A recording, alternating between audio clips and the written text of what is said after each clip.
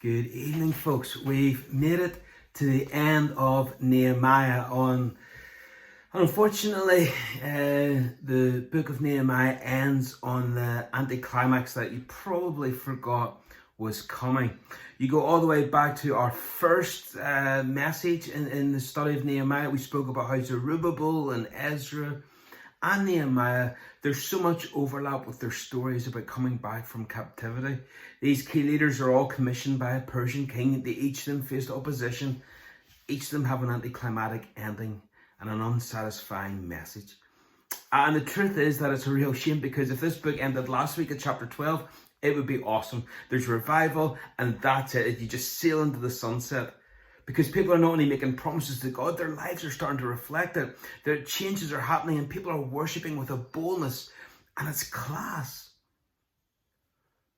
Remember, Nehemiah is probably one of the very last books of the Bible to be written. It depends on how you want to date Malachi. It could be the very last book to be written. The authors were about at the same sort of time. And what I want you to do is, as you read this, imagine that this is the lasting taste in your mouth of the Old Testament. Like, God is timing it this way. He wants us turning over the last page, and it's kind of like our favorite TV show, you know, when it ends on a cliffhanger. We go, no, you can't end it there. What? We have to turn the page. We have to put the next episode on. We have to find out what happens. You can't finish it like that. For 400 years, God keeps people dangling. We're left with this cliffhanger with unanswered questions until the New Testament begins, and we open with Matthew's Gospel and a baby born in Bethlehem. You have this anxious week. You can't stop here. You got to finish the story. What happened to the people of that city? This is the fascinating bridge from the Old to the New Testament. Verse 1. On that day they read from the book of Moses in the hearing of the people. And then it was found written that no Ammonite or Moabite should ever enter the assembly of God. For they did not meet the people of Israel with bread and water, but hired Balaam against them to curse them. Yet our God turned the curse into a blessing. As soon as the people heard the law, they separated from Israel all those of foreign descent. Now, I love that. I love that phrase, our God turned the curse into a blessing.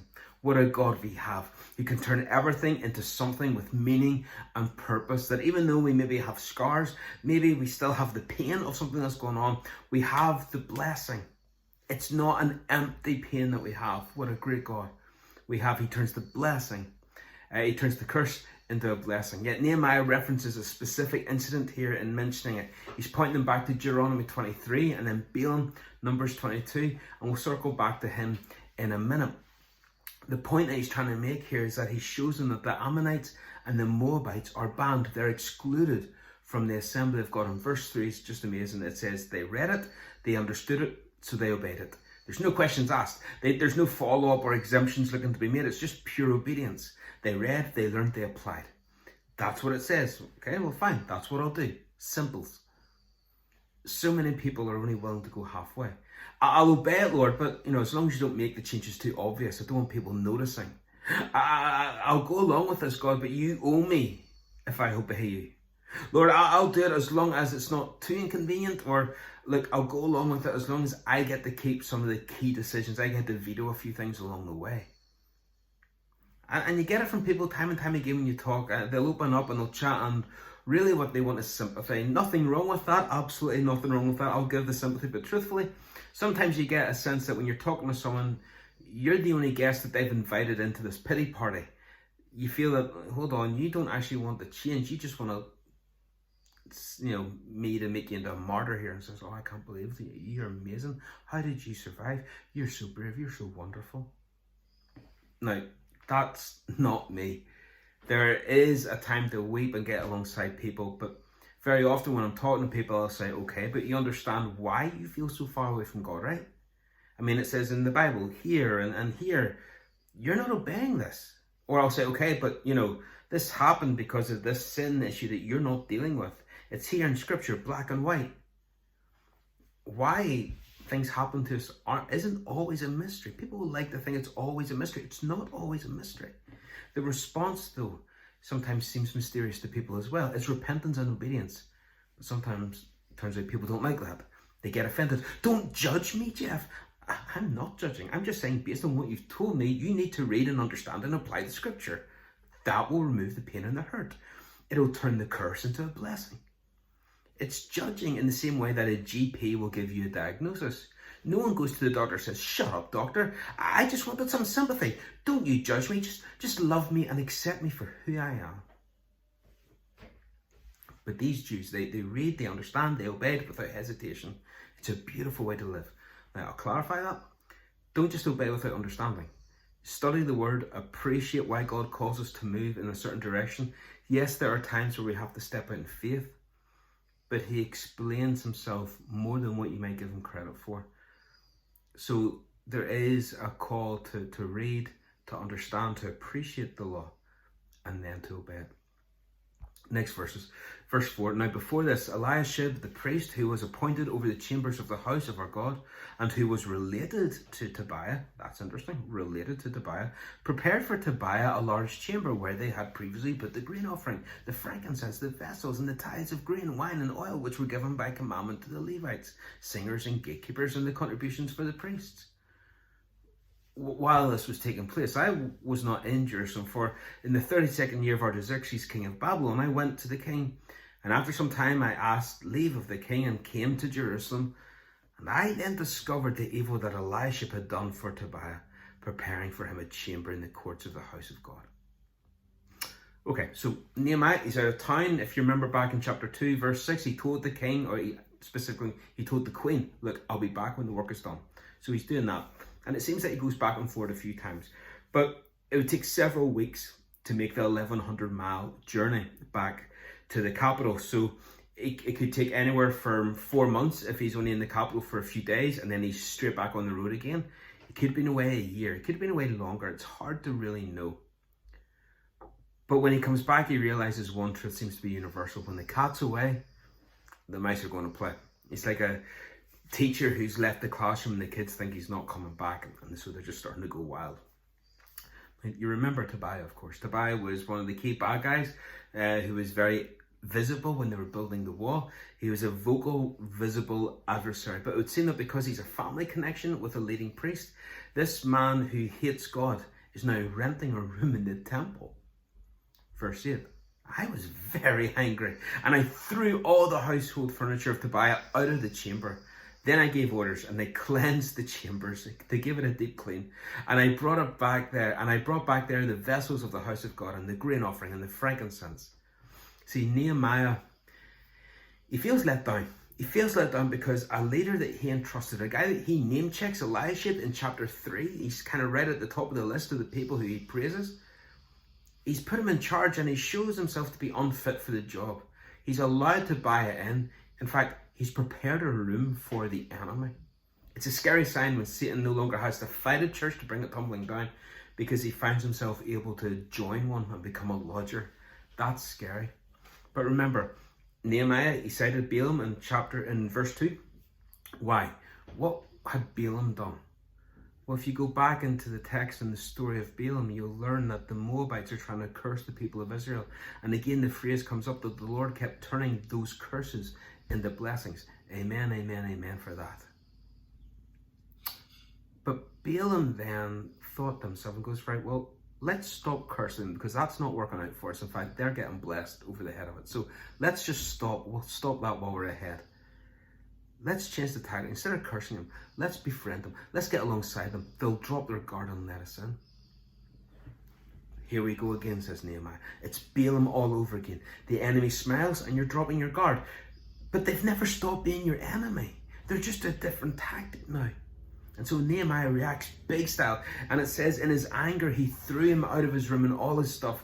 I think this is so interesting. He doesn't huff silently. He doesn't back Eliashib and say, okay, look, this is a teaching moment. You've made a mistake. Go fix your mistake. No, Nehemiah just clears out the room. Now, time and time again, I've held Nehemiah up to you as an example to follow. But take a careful note here, because Nehemiah is a radical guy. He threw him out, and then there's no 2 weeks notice. There's no, look, just stay until you find a place, but then you have to leave. No, he's out in his ear. Nehemiah doesn't care if he offends someone. Bear in mind, Eliashib is going to be undermined. He's a key man in the city. He's got connections. He's also got connections to Sanballat and Tobiah, and their families are all intermingled. This is going to cause political and social issues for Nehemiah down the line, but he doesn't care. Get out. He cleaned house. Folks, no matter how hard it is sometimes, do not allow compromises to come into your house. Don't allow the Tobiahs to become lodgers. Now look, sometimes we wake up and we realize that they've sneaked in unnoticed. Fine, clear house. But Elisha prepared a room for him. No, clean house. Back in spring 2019, we did a series called Spring Clean, and we went through various rooms of the house and what they represent in our lives. One room that I don't think I did was the good room.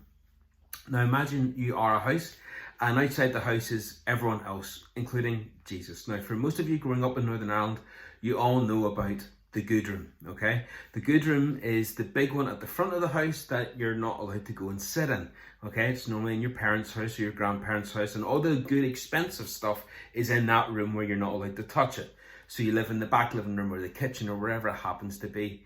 You only go in there when there's special guests. But Jesus is standing at the front door and knocking.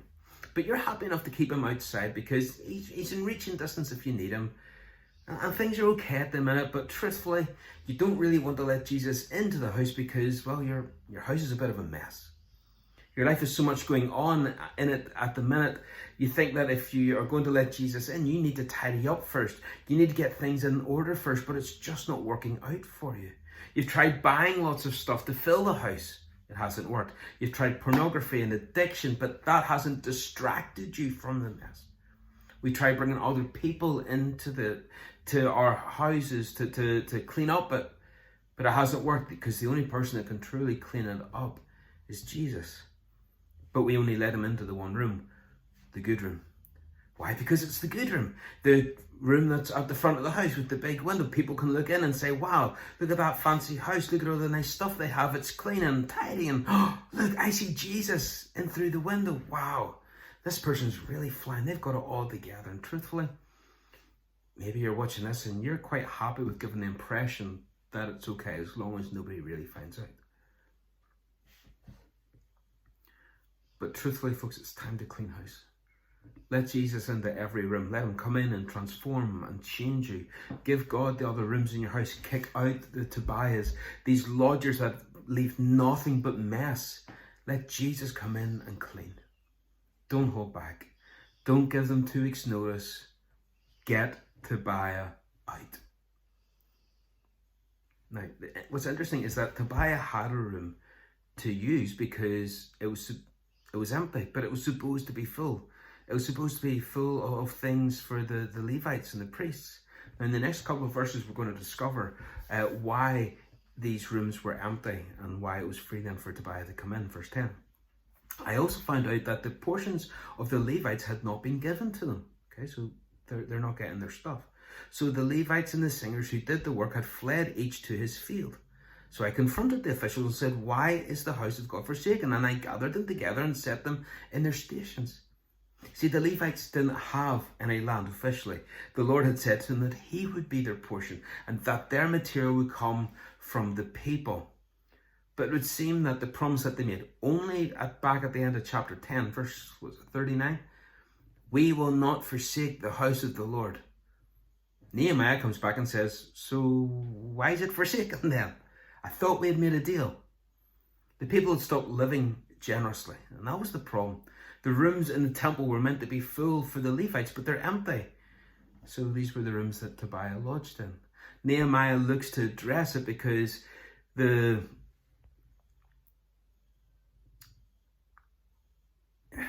goes into it because they've got nothing to eat. They've got nothing to live off. So they go into the fields, that they work to make ends meet, but it's not where they should be. So Nehemiah says, look, you have to get back into the position that you need to be in. And so he tries to put everything back together again. Instead of moving into the city of Jerusalem like they had done in the previous chapters, which was the whole point of it. They were moving out from the fields and into the city. Okay, yes, they moved in, but they're all starting to move out again. This prompts Nehemiah's prayer in verse 14. He says, remember me, O my God, concerning this, and do not wipe out my good deeds that I have done for the house of my God and for his service. He's saying, God, I've been trying. I've been trying so hard. I'm still trying. I may not be getting the results, but please see and recognize that it's not for lack of effort on my part. Don't let it all be for nothing, God. I think that's a really interesting prayer to be praying, and we'll see it repeated later on. Verse 15. In those days I saw in Judah people treading wine presses on the Sabbath, and bringing in heaps of grain and loading them on donkeys, and also wine, grapes, figs, and all kinds of loads, which they brought into Jerusalem on the Sabbath day. And I warned them on the day when they sold food. Tyrians also, who lived in the city, brought in fish and all kinds of goods and sold them on the Sabbath to the people of Judah in Jerusalem itself. Then I confronted the nobles of Judah and said to them, what is this evil thing that you are doing, profaning the Sabbath day? Did not your fathers act in this way? And did not our God bring all this disaster on us and on this city? And now you're bringing more wrath on Israel by profaning the Sabbath? Okay, so if you remember, over the last few weeks, we've highlighted the covenant and the promises that people made as they came back to worship God. There was the mixed marriages. Okay, well, Tobiah living in the temple shows that that promise is out the window. Then there's also the promises to not forsake the house of the Lord. Oops, okay, there's 0 for 2 now. And now we see that the third promise that they had made to keep the Sabbath is gone as well. There's 0 for 3. And it's really about money. Like most things in life, it comes down to money. There were financial issues in the rebuild. It pushed some people to their limits. It pushed some beyond their limits. So they made up for it by trading on the Sabbath. They were able to get another 15, 16, 17%. Nehemiah can't believe it. Guys, seriously, what was the one big thing that caused the captivity to begin with? Breaking Sabbath. We had like a whole thing about it 6 months ago. Are you seriously backing out of this deal already? And his point was that if you repeat your sins, you're going to repeat the condemnation. Why is God going to treat you differently for knowing better? Verse 19. As soon as it began to grow dark at the gates of Jerusalem before the Sabbath, I commanded that the doors be shut and gave orders that they should not be opened up until after the Sabbath. And I stationed some of my servants at the gates, that no load might be brought in on the Sabbath day. Then the merchants and sellers of all kinds of wares lodged outside Jerusalem once or twice, but I warned them and said to them, why do you lodge outside the wall? If you do so again, I will lay hands on you. From that time on, they did not come on the Sabbath. Okay, so Nehemiah starts enforcing some of the Sabbath rules, some of the promises that they had made. Okay, so he closes the gates on Friday evening, sunset Friday to sunset Saturday. That's the Sabbath. But I love this phrase in verse 21, I'll lay hands on you. Now, that's not his really nice way of saying, well, if you don't shape up, I'm going to start praying for you. I'm going to lay hands on you and pray that God blesses you. No, what he's saying is, you come here again, I will fight you. You will feel the fists of fury. Verse 22. Then I commanded the Levites that they should purify themselves and come and guard the gates to keep the Sabbath day holy. Remember this also, my favour, O my God, and spare me according to the greatness of your steadfast love.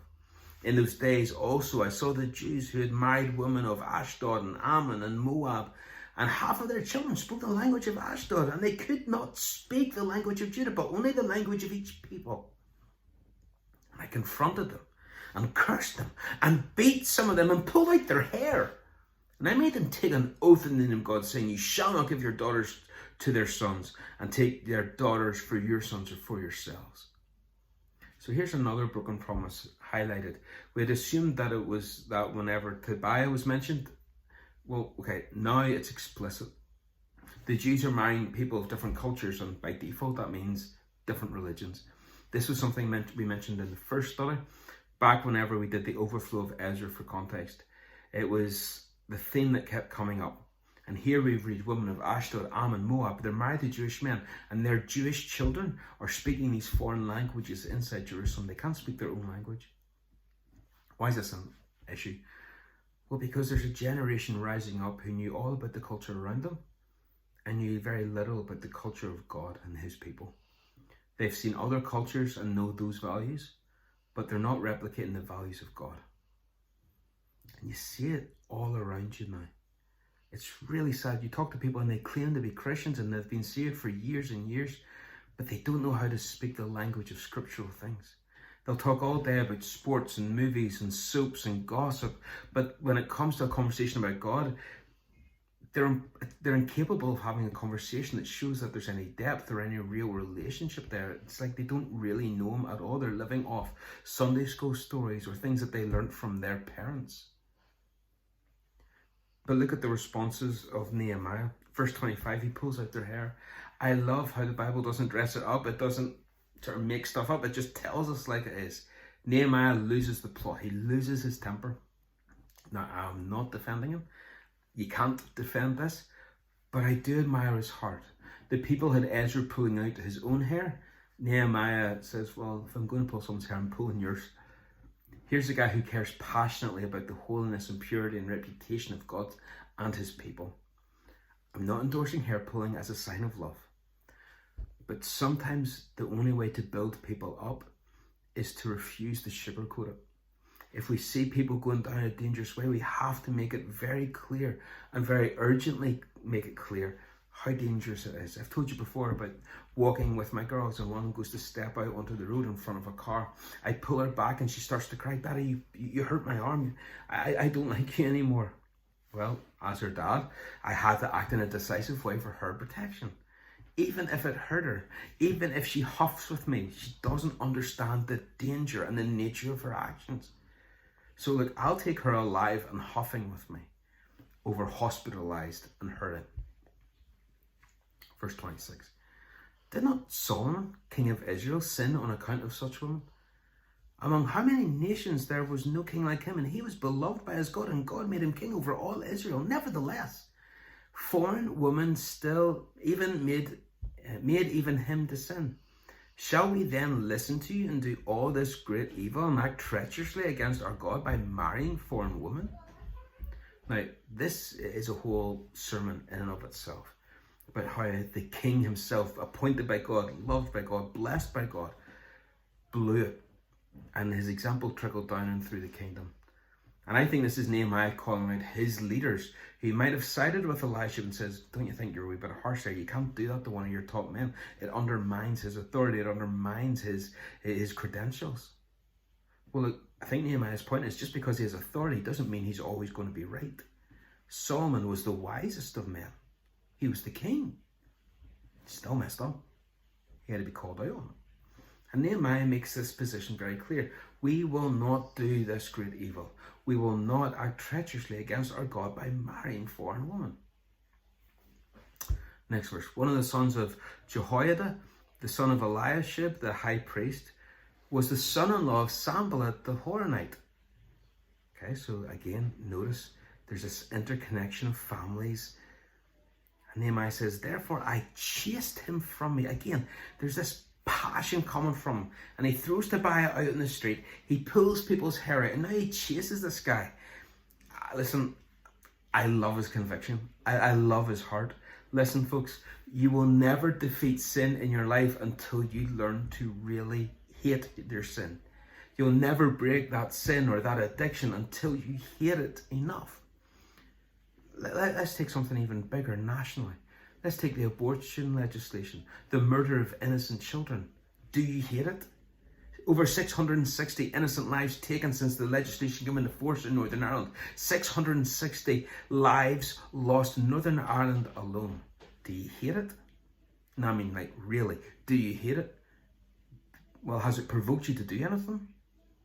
If not, well, then you don't hate it enough yet. Passivity is an evil. Remember Edmund Burke, he wrote that the only thing necessary for the triumph of evil is for good men to do nothing. The Bible also says that. In James 4 it says, whoever knows the right thing to do and fails to do it, for him it's a sin. And so we have to do it. Psalm 97 tells us, O you who love the Lord, hate evil. Romans 12 says, let love be genuine, abhor what is evil and hold fast to what is good. Folks, we'll never defeat sin until we get to a place of holiness that means we hate our sin in our lives enough to act. Verse 29. Remember them, O my God, because they have desecrated the priesthood and the covenant of the priesthood with the Levites. Thus I cleansed them from everything foreign, and I established the duties of the priests and Levites, each in his work. And I provided for the wood offering at appropriate times, at appointed times, and for the first fruits. Remember me, O my God, for good. Nehemiah's calling was a tough one. I'm sure there were times where he went to bed thinking about how much easier his life was whenever he was the cupbearer to the king, being in the room for the big conversations at an empire-wide level as a trusted voice of the king. And yet he chose to do this, and I believe he will have heard the words, "Well done, good and faithful servant." I want to hear those words more than anything else. Do you? What about you? Do you want to hear those words? We'll stand before God and he will speak a verdict over our lives. You know, as I chat with people, you'll hear them say, "Well, Jeff, whenever I get to heaven, I'm going to have a few things to say to God. Oh boy, I'll have questions for him. He better be ready to meet me." No. When you stand before the majesty of the unfiltered radiance and majesty of God, when the choices of your life are being replayed, you will not be the one asking the questions except one. And that question will be, how on earth did I get here? And you'll worship him and be consumed with his glory. I love this prayer as it begins. Lord, remember me. I'll let you judge my life. I'll let you judge my character. I'm not worried about what these people think about me because I know I'm not too popular right now, even though I'm trying to do the right thing. But I know the blessings come from you. So, God, remember me. Have the people changed? No, not really. Temporarily, yeah, but truthfully, they kept falling into the same cycle that they always had been.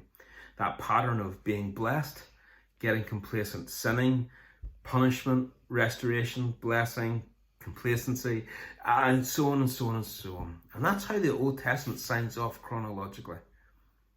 I wonder if you see it then. You can't finish here. What happens next? Will they ever learn? Is God going to allow the cycle to go on indefinitely? What's going to happen to these people? Will they ever learn their lesson? Well, for a while, God lets us stew. But then we come to the New Testament and the birth of a baby boy, and his mother is told, "Mary, you will call his name Jesus, for he will save his people from their sins." Nehemiah, to me, is the story of how it can be so easy to look the part, to have the good room all laid out. The hard bit is to live it out authentically. It's a reminder that without Christ, it's all going to be man-made efforts and it's never going to last. It's all going to be doomed to fail. So stop trying so hard, folks. That's my advice. Stop trying so hard. Stop trying so hard to be better or to be more religious. Come to Jesus and give yourself over to him and let him transform the house. Let him clean it out. Stop the ups and downs of spiritual life. Stop the roller coaster life in Christ and live a life of consistent, authentic joy in him. And Nehemiah shows us that this can't be done without a holy heart, without an understanding of the enemy, without making those practical changes. And ultimately, it can't be done half-hearted. Let's pray. Father, to be honest, I see more of myself in the people in chapter 13 than I do in chapters 11 and 12 sometimes. Lord, so often I know that I'm the person who makes the promises and says I'm going to do better, and then within a few weeks or months, I find myself falling into the same old habits again. Lord, I know I'm not the only one. But Lord, I would love for all of us, for not only our church, but for each and every church in our country, Lord, for each and every church around the world, Lord, that across the board, your people would live an authentic, consistent life. Lord, open our eyes that we might see you, that we might behold you, that we might be in awe of you. Lord, that we might turn our eyes upon you, look full in your wonderful face, and Lord, that all these other things would just grow so strangely dim compared to who you are. Lord, I pray that you'd help us to be so captivated by you, the world would lose all appeal. And Lord, we ask, Lord, that we would build a church, Lord, that we would be a people that would stand for your glory. And we ask this in your precious name. Amen. All right, folks, God bless, and I'll see you soon.